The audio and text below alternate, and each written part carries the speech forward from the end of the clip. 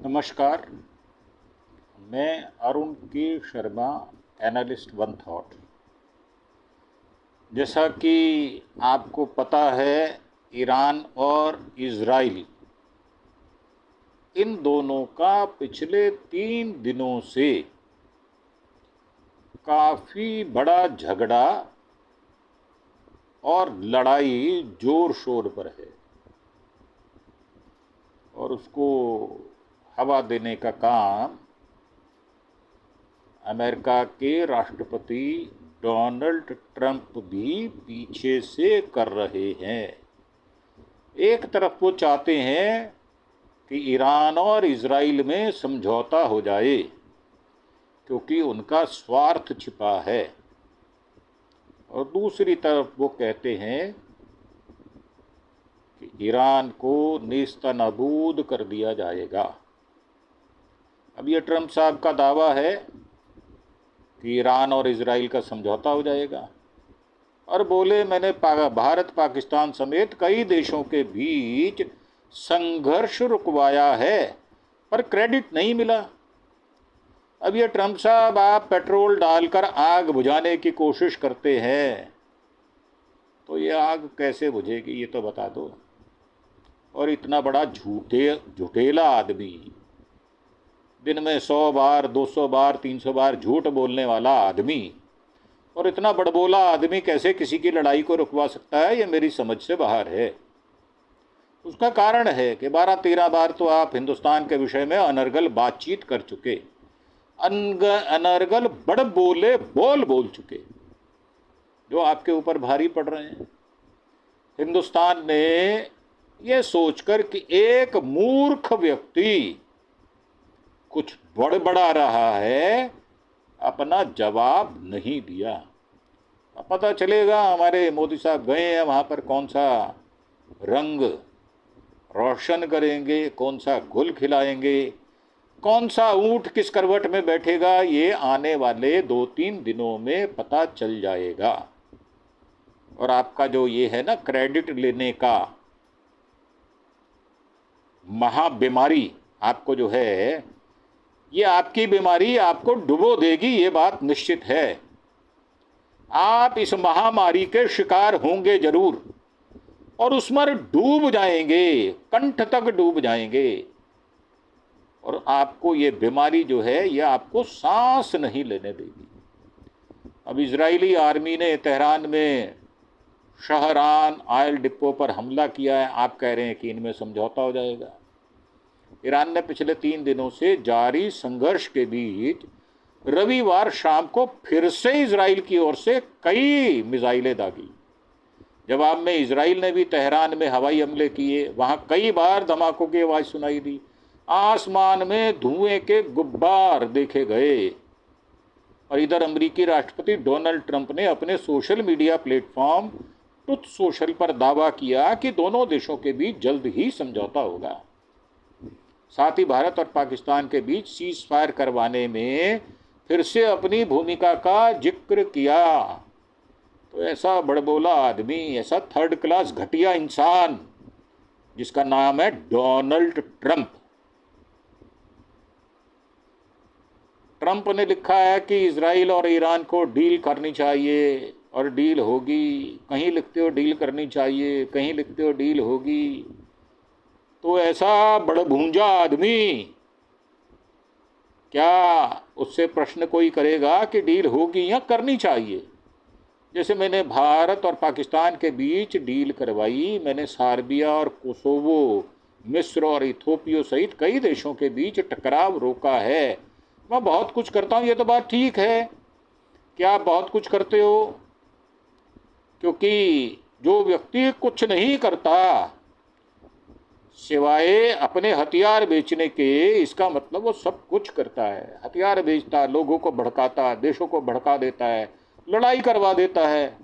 तो ऐसा आदमी यही कहता है कि मैं कुछ नहीं करता, लेकिन क्रेडिट नहीं मिलता। अरे भाई, पैसा मिल रहा है आपको, जेबें भर रहे हो अमेरिका की, और डॉलर जो है वो अमेरिका के पास जा रहे हैं, तो आप कुछ नहीं करते। क्रेडिट लेकर क्या करोगे?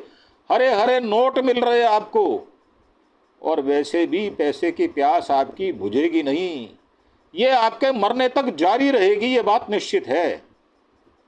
हालांकि ठीक है, लोग समझते हैं इजराइल और ईरान के बीच में शुक्रवार रात से टकराव शुरू हुआ था। इजरायली हमले से ईरान में अब तक 138 लोग मारे जा चुके हैं, इनमें 9 न्यूक्लियर साइंटिस्ट भी हैं और 20 से ज़्यादा ईरानी कमांडर शामिल हैं। 350 से ज़्यादा लोग घायल हैं। वहीं ईरान ने भी इजराइल पर 150 से ज़्यादा मिसाइलें दाग दी हैं। इनमें 14 इजरायली मारे गए हैं और 380 लोग घायल हैं। इजराइल ने ईरान के तेहरान, बुशार में ऑयल डिपो और गैस रिफाइनरी समेत कई ठिकानों पर हमले किए हैं।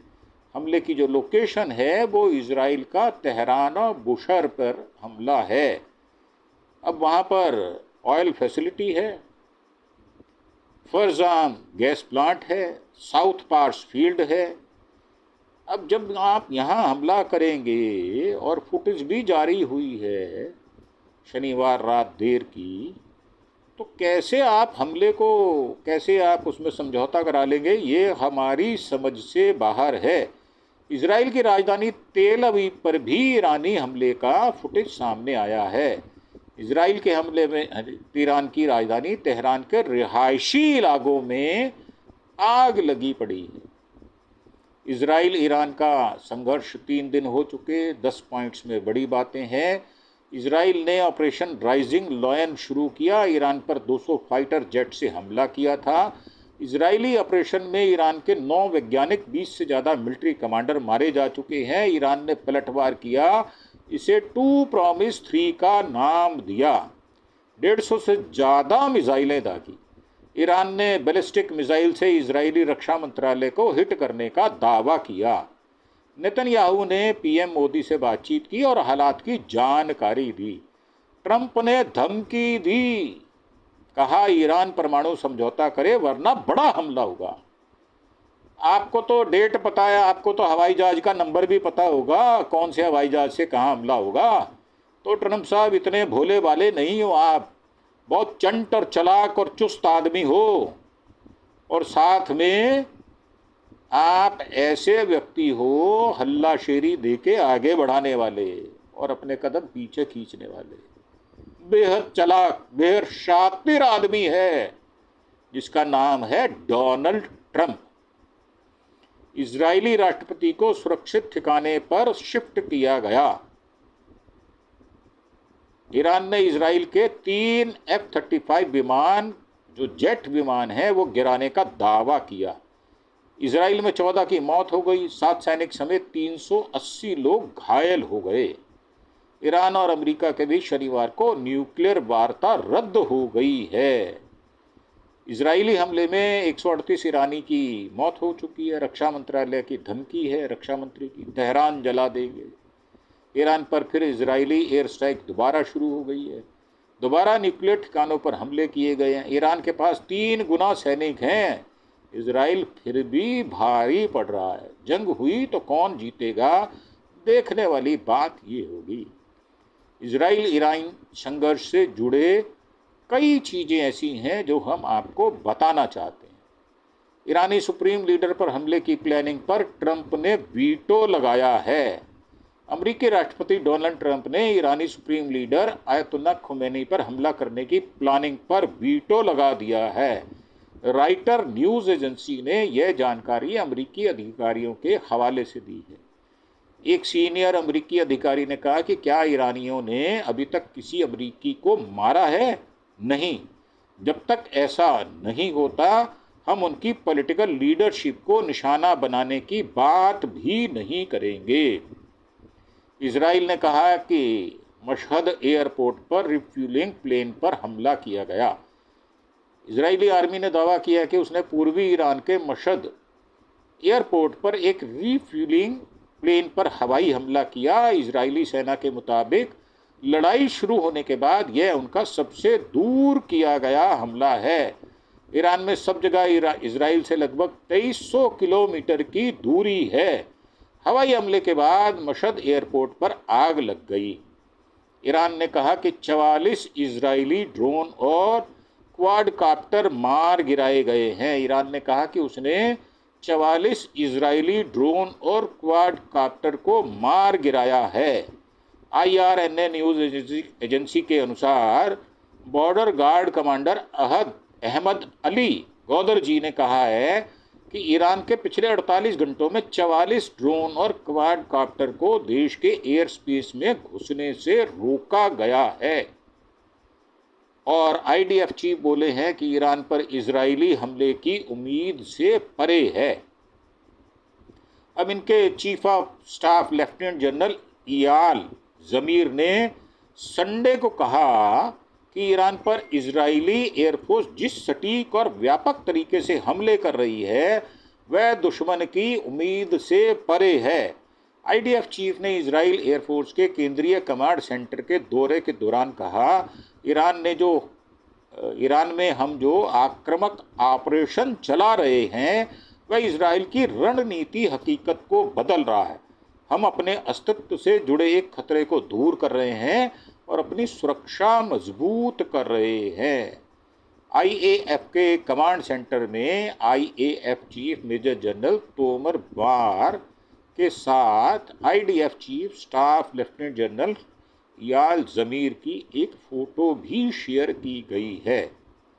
जम्मू कश्मीर के CM ने विदेश मंत्री से कश्मीरी छात्रों के बारे में बात की है। अब ये हमारी इंटरनल जो देश की राजनीति है ये उसके विषय में बात है। इजराइल ने ईरान के 14 परमाणु वैज्ञानिकों की हत्या कर दी है। टाइम्स ऑफ इजराइल ने सूत्रों के हवाले से लिखा है कि शुक्रवार से अब तक इजरायली हमले में कम से कम 14 परमाणु वैज्ञानिक मारे गए हैं। इन्हें मिसाइल हमले और कार बम विस्फोट के जरिए मारा गया है। इजरायली सेना ने शनिवार को 9 ईरानी परमाणु वैज्ञानिकों के नाम जारी किए थे। इनमें से कई मौसेना फक्रीज़ादेह के उत्तराधिकारी थे। अब फक्रीज़ादेह को ईरान में न्यूक्लियर प्रोजेक्ट का जनक माना जाता है। इजराइल ने 2020 में उनकी हत्या कर दी थी।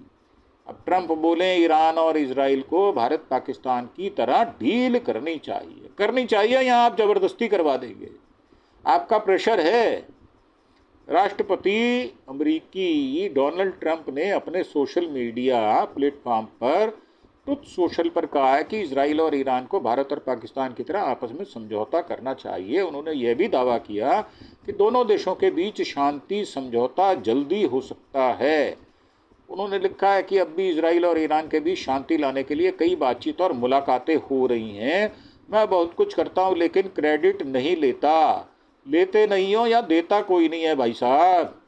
आप जैसा व्यक्ति अगर क्रेडिट कहीं पड़ा हो तो भागकर उठा लाए, आप तो ऐसे आदमी हो। लेकिन कोई बात नहीं, लोग समझते हैं। ट्रंप ने कहा कि उन्होंने पहले भी भारत पाकिस्तान सर्बिया कोसोवो के बीच तनाव करने में मदद की थी और एक उन्होंने अपना काफ़ी बड़ा जो है ये ट्वीट भी किया हुआ है जो अपने उस पर लिखते हैं वो, Iran and Israel should make a deal and will make a deal just like I got India and Pakistan to make in that case by using trade with the United States to bring reason and sanity into the talks with two excellent leaders who were able to quickly make a decision and stop. Also during my first term, Serbia and Kosovo were going at it hot and heavy, as they have for many decades, and this long time conflict was ready to break out into war. I stopped it. Biden has hurt the longer term prospects with some very stupid decisions, but I will fix it again. Another case is Egypt and Ethiopia and their fight over a massive dam that is having an effect on the magnificent Nile River. There is space, at least for now, because of my intervention, and it will stay that way. Likewise, we will have peace soon between Israel and Iran. Many calls and meetings now taking place. I do a lot and never get credit for anything. But that's okay. The people understand. Make the Middle East great again. आपकी लिखी हुई बातें तो बड़ी होशियारी दर्शाती हैं। और इजराइल ने वीडियो के जरिए यमन ईरान में हमलों की लोकेशन बताई है। इजरायली सेना ने वीडियो जारी किया जिसमें दिखाया गया है कि उन्होंने यमन और इजराइल में कहां कहां हमले किए हैं। तेहरान में हॉस्टल पर इजरायली हमले में कश्मीरी स्टूडेंट्स घायल हो गए हैं, जिसकी वजह से हमारे उमर अब्दुल्ला साहब ने उनकी चिंता जताते हुए उनको सुरक्षित करने की बात कही है। तेहरान के हुज्जत दोस्त अली हॉस्टल पर इजराइल ने हवाई हमला किया है। यहाँ पर कई कश्मीरी स्टूडेंट्स रहते हैं। हमले में कुछ स्टूडेंट्स घायल हो गए हैं। श्रीनगर के सांसद आगा सैयद रूहुल्लाह मेहदी ने कहा है कि उन्होंने विदेश मंत्री एस जयशंकर को लेटर लिखकर कश्मीरी स्टूडेंट्स को ईरान के भीतर सुरक्षित जगहों पर शिफ्ट करने या एयर स्पेस खुलने पर भारत लाने की अपील की है। पूर्व क्राउन प्रिंस बोले कि खुमैनी सरकार सभी समस्याओं की जड़ है। ईरान के पूर्व क्राउन प्रिंस रेजा पहलवी ने बीबीसी को दिए इंटरव्यू में कहा है, अगर ईरान में खुमैनी की सरकार गिरती है तो उससे दुनिया की कई समस्याएं खत्म हो जाएंगी। उन्होंने यह भी कहा है कि कुछ लोग जो ईरानी सरकार के सिस्टम के अंदर हैं वे भी उनसे जुड़े हुए हैं। जब उनसे पूछा गया कि क्या इजराइल का मकसद नागरिकों को मारना था, तो पहलवी ने कहा कि इजराइल सरकार की अपनी गलतियों ने ईरान को इस हालात में ला दिया है और उन्हें नहीं लगता इजराइल का मकसद आम लोगों को मारना है। इजराइल ने IRGC के कई अधिकारियों को हवाई हमले में मारा है। शुक्रवार को इजरायली हमले में ईरान के 9 वैज्ञानिक, 20 से ज़्यादा मिलिट्री कमांडर मारे गए हैं। इनमें ईरान की सबसे ताकतवर फौज Islamic revolutionary guard corps IRGC के हेड मेजर जनरल हुसैन सलामी की भी मौत हो गई है। अब इसमें जो हमारे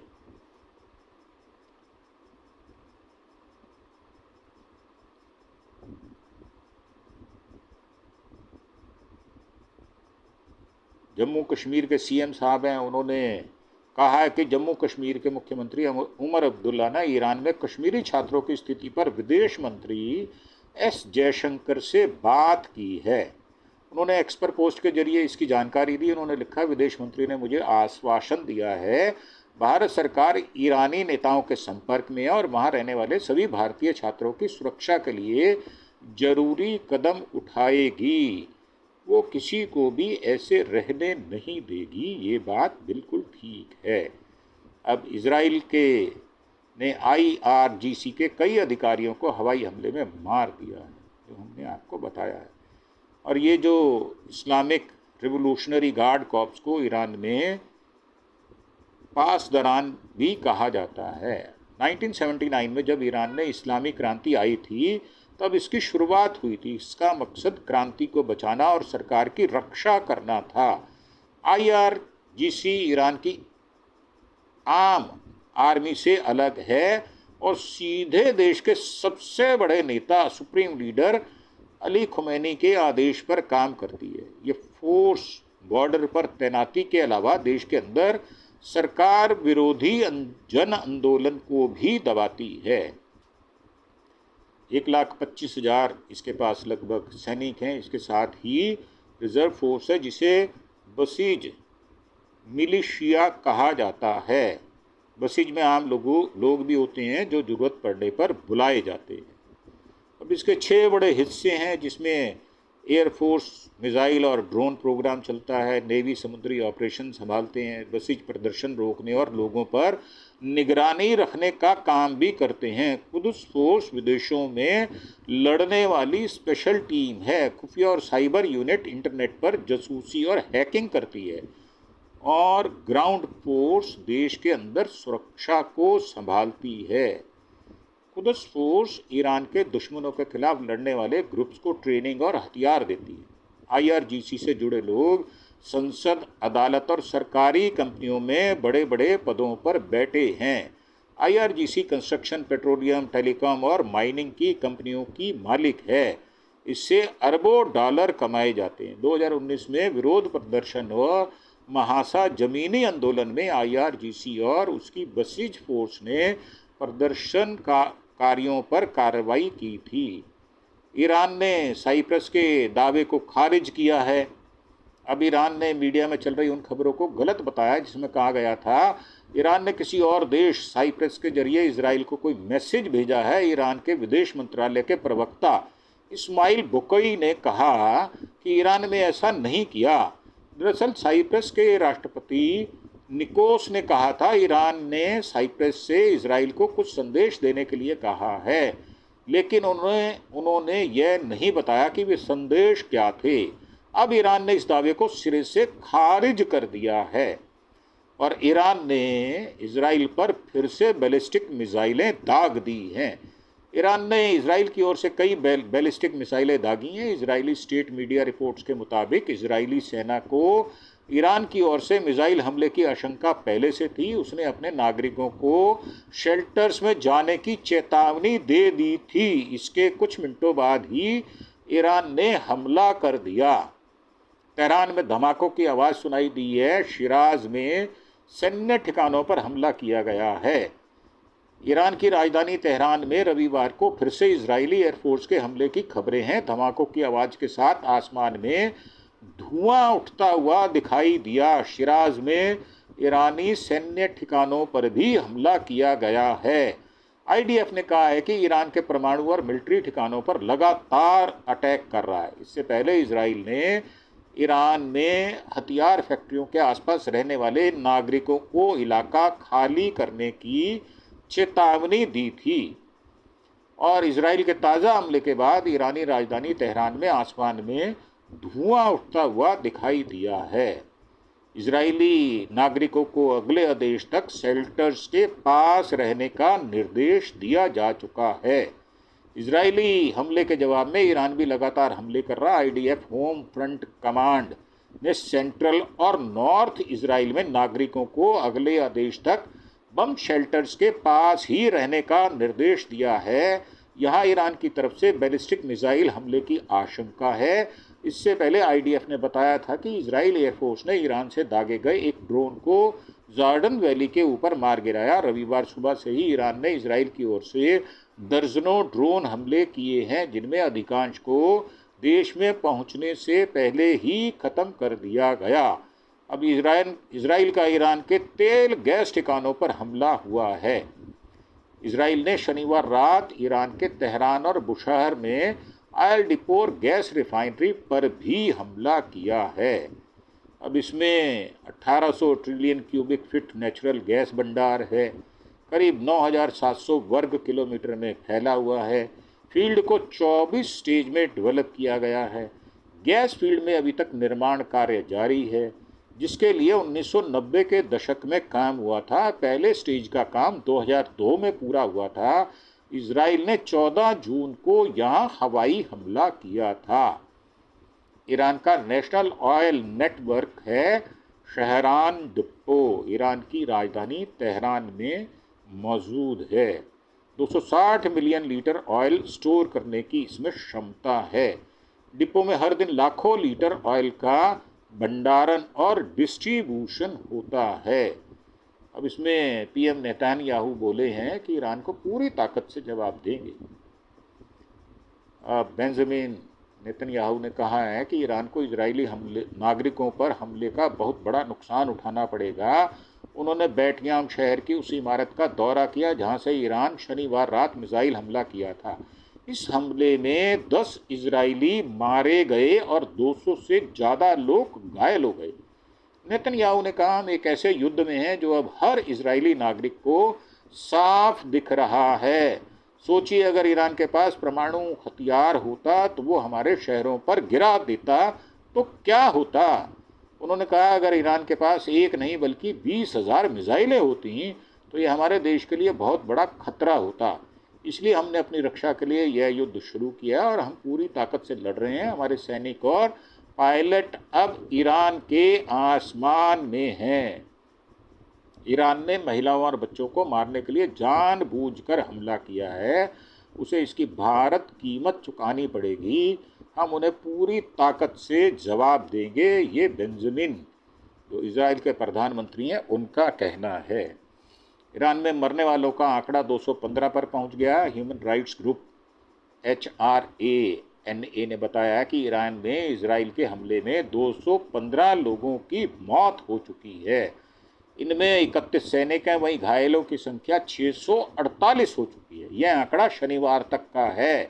हालांकि यह आधिकारिक आंकड़ा नहीं है। ईरानी मीडिया के मुताबिक ईरान में मरने वालों की संख्या 138 हो चुकी है। ईरान ने कई न्यूज़ एजेंसी को प्रतिबंधित कर रखा है। BBC के मुताबिक ईरानी सरकारी मीडिया इजराइल पर हमलों पर रिपोर्टिंग कर रही है, लेकिन ईरान पर इजराइल के हमले को सीमित कवरेज दे रही है। यही वजह है कि ईरान में हुए नुकसान की कवरेज नहीं हो पा रही। और इजरायली सेना बोली है, ईरान पर एक पल के लिए भी हमले बंद नहीं करेंगे। इजरायली डिफेंस फोर्स के आने वाले दिनों में ईरान पर और हमले करने की चेतावनी दी है। साथ ही अपने नागरिकों से सबसे मुश्किल दिनों के लिए तैयार रहने को कहा है। उनके प्रवक्ता जो हैं ब्रिगेडियर जनरल एफी डेफ्रिन ने रविवार को एक प्रेस कॉन्फ्रेंस में कहा कि इजरायली एयरफोर्स एक पल के लिए भी ईरान पर हमला करना बंद नहीं करेगी। उन्होंने कहा, इस समय हम तेहरान में दर्जनों टारगेट्स पर स्ट्राइक कर रहे हैं। उन्होंने इजरायली नागरिकों से कहा है, मुश्किल दिन आने वाले हैं। आने वाले दिनों में इजराइल पर ईरान के बैलिस्टिक मिसाइल हमले और भी तेज होने की उम्मीद है। अब ये उनके प्रवक्ता हैं जनरल एफी डेफ्रिन, जो 15 जून को एक प्रेस कॉन्फ्रेंस में इजरायली नागरिकों को संबोधित कर रहे थे। ईरान ने मुस्लिम देशों से एक होने की अपील की है। ईरान के राष्ट्रपति मसूद ने दुनिया भर के मुस्लिम देशों से एकजुट होने की अपील की है। राष्ट्रपति ने रविवार दोपहर तुर्की के राष्ट्रपति रेसेप तैयब से फ़ोन पर बातचीत की। उन्होंने इस दौरान कहा कि अगर मुस्लिम देश एकजुट होकर काम करेंगे तो इजराइल की साजिशों को नाकाम किया जा सकता है। वहीं तुर्की के राष्ट्रपति ने इजराइल के हमले की निंदा करते हुए कहा कि नेतन्याहू जानबूझकर आग भड़काना चाहते हैं। तुर्की ईरान के परमाणु समस्या का कूटनीतिक समाधान चाहता है। ईरान ने लोगों से स्कूल, मेट्रो स्टेशन और मस्जिदों में शरण लेने को कहा। इजराइल की तरफ से लगातार हवाई हमलों के बीच ईरान ने अपने नागरिकों से स्कूल, मेट्रो स्टेशन, मस्जिदों और सबवे में शरण लेने को कहा है। ईरानी सरकार की प्रवक्ता मोहजेरानी ने सरकारी टीवी से बातचीत में कहा है, आज रात इन जगहों पर नागरिकों के लिए बम शेल्टर के तौर पर इस्तेमाल किया जाएगा। ये हर समय लोगों के लिए खुले रहेंगे। ईरान का इजराइल पर परमाणु वार्ता को नुकसान पहुंचाने का आरोप है। ईरानी विदेश मंत्री अब्बास ने कहा, तेहरान में रविवार को विदेशी राजदूतों को संबोधित करते हुए इजराइल पर ईरान और अमेरिका के बीच परमाणु वार्ता को नुकसान पहुंचाने का आरोप लगाया गया है। अब्बास ने कहा कि ईरान और अमेरिका के बीच चल रही परमाणु वार्ता के बीच इजराइल ने ईरान की परमाणु साइट पर हमला किया। इजराइल जानबूझकर बातचीत को बिगाड़ना चाहता है। हम अमेरिका के साथ बातचीत के छठे दौर के लिए तैयार थे, लेकिन इजराइल ने इस बीच हमला कर दिया। उन्होंने इसे अंतर्राष्ट्रीय कानून का गंभीर उल्लंघन बताया है और कहा है कि ईरान ने भी जवाबी कार्रवाई की है और इजराइल के अंदर कुछ आर्थिक रिफाइनरी ठिकानों पर मिसाइल हमले किए हैं। उन्होंने साफ कहा कि ईरान संघर्ष नहीं बढ़ाना चाहता, लेकिन अपनी आत्मरक्षा में जवाब देना उसका अधिकार है। अब ये काफ़ी लंबी रिपोर्ट है। इसमें इजरायली सेना बोली है कि ईरान के हमलों से ज़्यादा नुकसान नहीं हुआ।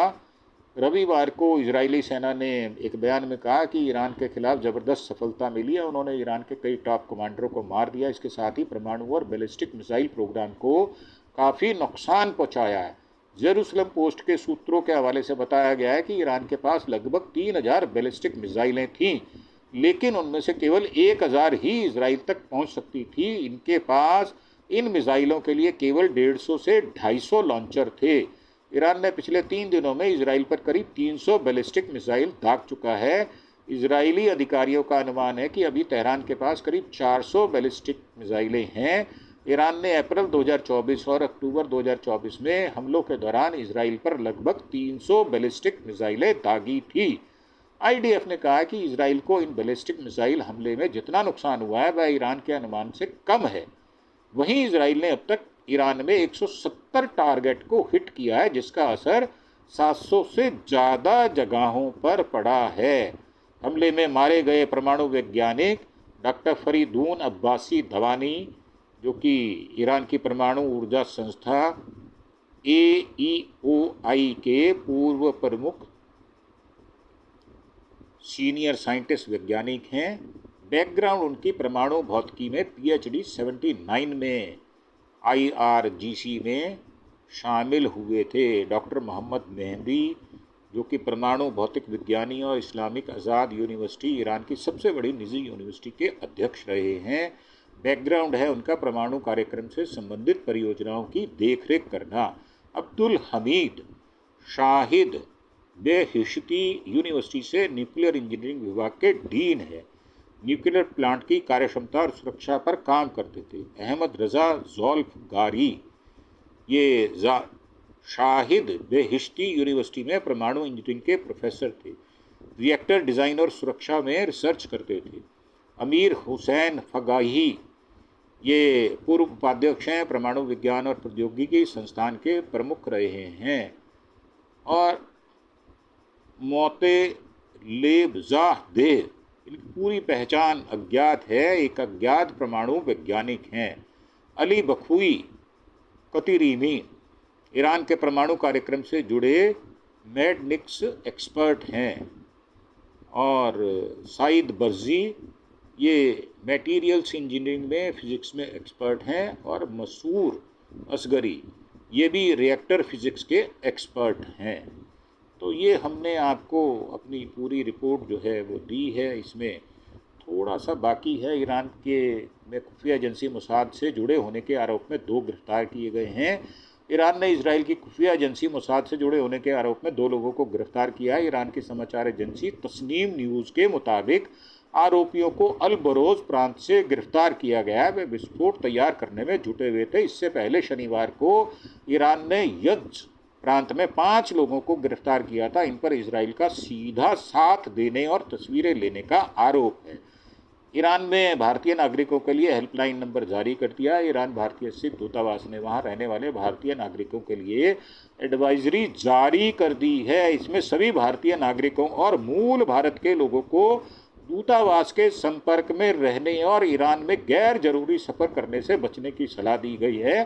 भारतीय लोगों के लिए हेल्प नंबर भी जारी किए गए हैं। इसी के साथ हम अपनी प्रस्तुति से विदा लेंगे और एक बार आपसे फिर से पूछेंगे कि आपको ये हमारा एपिसोड कैसा लगता है।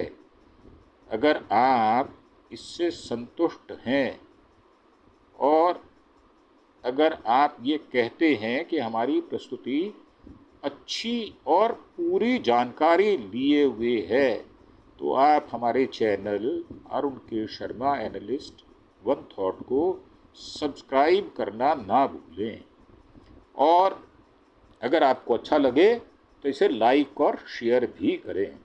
अपने दोस्तों के साथ, अपने रिश्तेदारों, अपने समाज के लोगों से भी कहें कि आप अरुण के Sharma analyst one thought channel को सब्सक्राइब अवश्य करें।